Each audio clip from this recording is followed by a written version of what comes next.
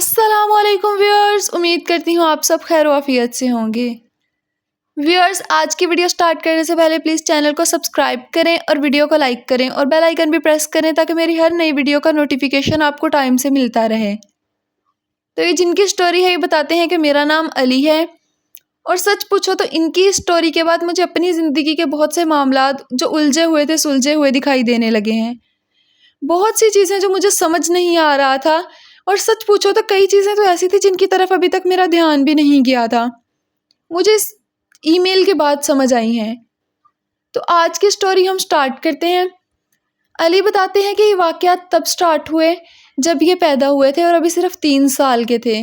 ان کے گھر میں ان کی ماما اور چچی رہتی ہیں۔ چچی کے ہسبینڈ نے سوسائڈ کر لی تھی ان کی پیدائش سے 1 سال پہلے، اور چچی کی 4 بیٹیاں ہیں۔ یہ کہتے ہیں کہ ہم 4 بھائی ہیں اور ہماری 1 بہن ہے۔ چچی کو ہمیشہ اس بات سے جلسی رہتی تھی کہ ان کی 4 بیٹیاں ہیں اور ہم 4 بھائی کیوں ہیں۔ ابھی یہ اللہ تعالیٰ کی دین ہے، بیٹیوں کو تو اسلام میں بھی رحمت قرار دیا گیا ہے، لیکن یہ بیکورڈ سوچ کے مالک، کیا ہی کیا جا سکتا ہے ایسے لوگوں کا۔ خیر، ان کے ہسبینڈ نے سوسائڈ کر لی تھی۔ انہیں اب اس چیز کا دکھ تھا کہ ہم لوگ فائنینشلی اتنے اسٹرانگ کیسے ہیں، ابھی کہ ان کے ساری فیملی کا خرچہ بھی بابا ہی اٹھایا کرتے تھے۔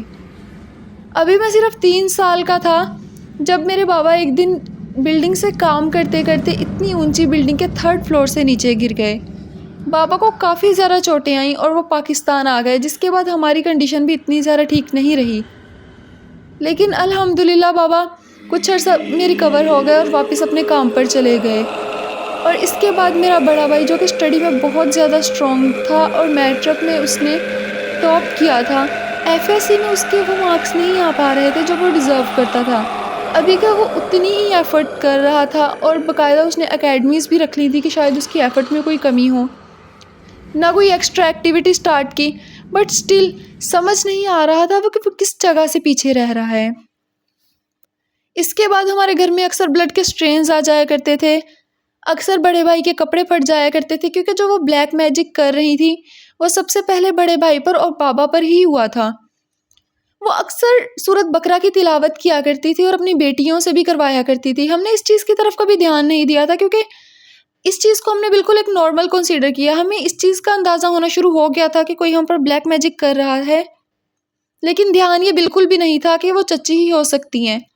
ہمیں ہمیشہ یہی لگتا تھا کہ یہ ہمارے ساتھ بہت زیادہ سنسیئر ہیں، اور ان کا ماما بالکل ویسے ہی خیال رکھتی تھی جیسے کوئی کی اپنی چھوٹی بہن ہو، لیکن ان کے دل میں یہ حسد ہے، اور حاسد سے تو اللہ تعالیٰ نے بھی پناہ مانگنے کو کہا ہے نا۔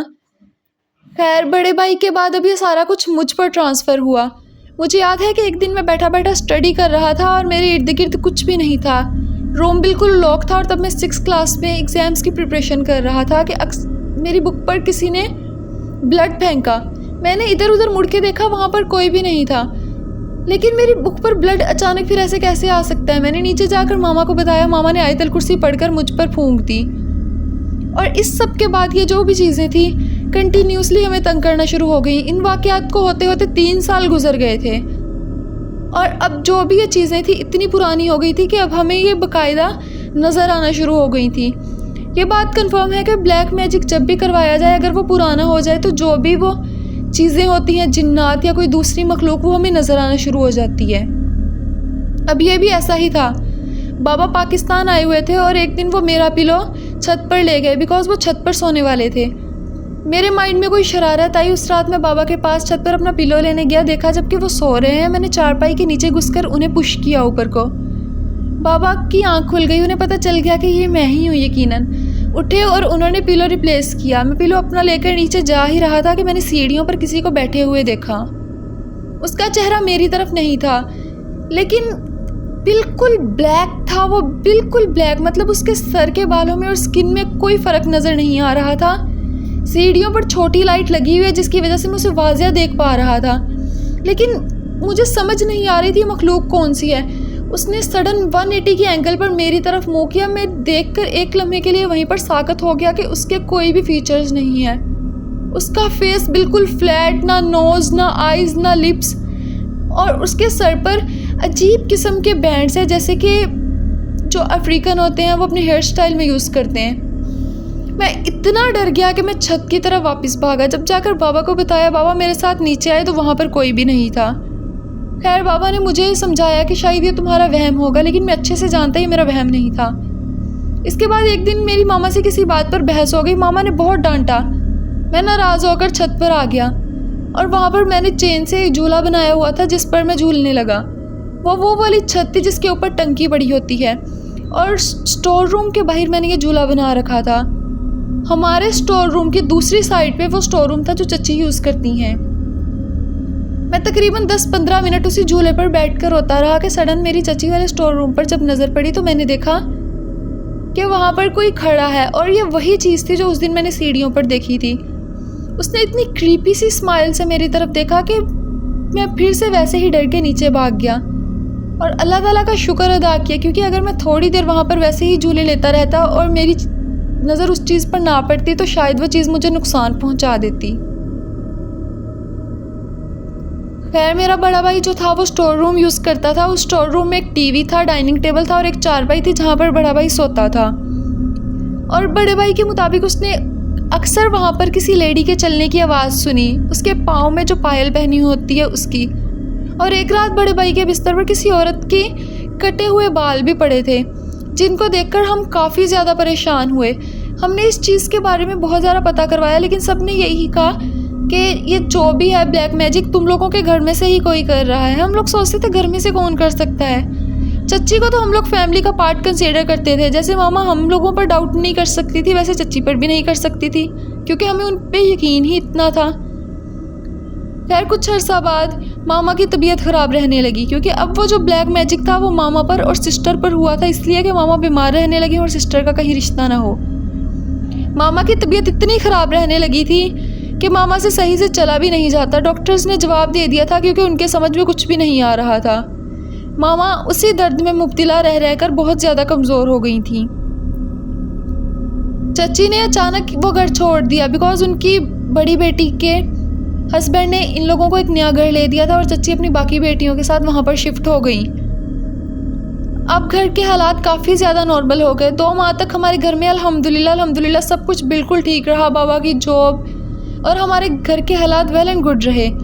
लेकिन उसके 2 माह बाद चच्ची हमारे घर आई वेडिंग कार्ड देने अपनी छोटी बेटी का, और उनके आने की डेट थी कि हमारे घर के हालात फिर से वैसे ही हो गए। छत पर किसी भारी जानवर के दौड़ने की आवाज़ें आना और कपड़े फटना, चीज़ों का अक्सर गुम जाना और फिर उसी जगह से मिल जाना।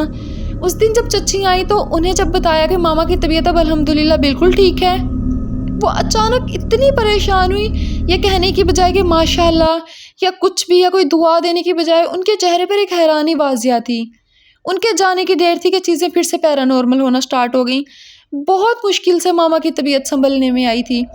खैर अब हमने किसी आलिम से पूछा तो उन्होंने हमें कहा कि आप लोग ये घर छोड़ दें। जब हमने ये घर छोड़ने की सोची तो हमें पता चला कि इस घर में 1 या 2 नहीं, इस घर में पूरे 100 जिन्नात का बसेरा है जो हमें ये घर कभी भी नहीं छोड़ने देंगे।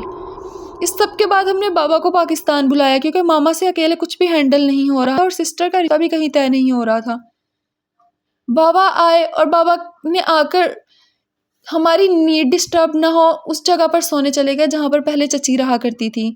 उस रूम में अनफॉर्चुनेटली चच्ची शायद कोई कील वगैरह ठोक कर गई हुई थी और उसी रात सडन बाबा की हार्ट अटैक से डेथ हो गई। बाबा को पहले कभी भी कोई हार्ट प्रॉब्लम नहीं रहा था। हमें बहुत से आलिमों ने ये बात समझाई कि अब तुम लोग ये घर नहीं छोड़ सकते, लेकिन अल्लाह अल्लाह करके एक ने कुछ इलाज किया और वो घर सेल हो गया। लेकिन वहाँ पर जो भी फैमिली शिफ्ट हुई उन्होंने भी 5 माह बाद वो घर छोड़ दी, कि जब उन्होंने वो घर लिया था वो बहुत हैप्पी थे। लेकिन हमें लगा था कि ये सारा कुछ शायद हमारे लिए होगा, उस फैमिली को वो तंग नहीं करेंगे। हमने वो घर सेल कर दिया और नए घर में आने के बाद हमारी ज़िंदगी के मामला काफ़ी हद तक संवर गए। सिस्टर का रिश्ता भी एक बहुत अच्छी जगह पर तय हो गया और मामा की तबीयत भी अब बिल्कुल ठीक है और अल्हम्दुलिल्लाह बड़ा भाई भी जॉब पर जाता है और हमारी फाइनेंशियली कंडीशन भी बिल्कुल ठीक जा रही है। अब जब किसी आलिम से हमने दोबारा कंफर्म किया कि वो कौन था, उन्होंने यही बताया कि वो तुम लोगों के घर में रहने वाला ही कोई फ़र्द था। अब हमें ये चीज़ कंफर्म हो चुकी थी कि वो हमारी चची थी।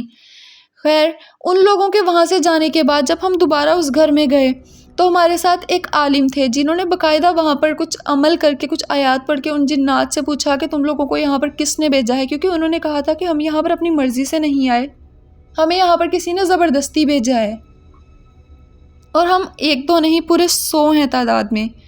ان سے پوچھنے پر انہیں بتایا، انہوں نے نام تو نہیں بتایا لیکن انہوں نے یہ بتایا کہ اس گھر میں وہ پہلے رہتی تھی جنہوں نے ہمیں اس گھر میں بلایا ہے، اور اب وہ اس گھر میں نہیں ہے، لیکن انہوں نے ہمیں یہاں پر قید کر دیا ہے، ہم یہ گھر کبھی بھی نہیں چھوڑ سکتے۔ وہ خیر ہمارا اپنا گھر تھا، لیکن اب ہم رینٹ کے گھر میں رہتے ہیں لیکن سکون سے رہتے ہیں، کم از کم وہ اپنے گھر سے رینٹ کا گھر 1000 گنا بہتر ہے۔ وہ اتنی پریشانیاں تھی، بابا کا انتقال بھی ایسے ہو گیا، اور باپ کا دنیا سے جانا یہ کتنا بڑا صدمہ ہے، میں تم لوگوں کو بتا نہیں سکتی۔ کیا ہے، یہ سٹوری جو بھی تھی یہ بہت سکیری سٹوری تھی، اور اس کو سوچنے کے بعد میں سوچ رہی تھی کہ تم لوگ لائف میں اب تک سیٹل کیسے ہوگے۔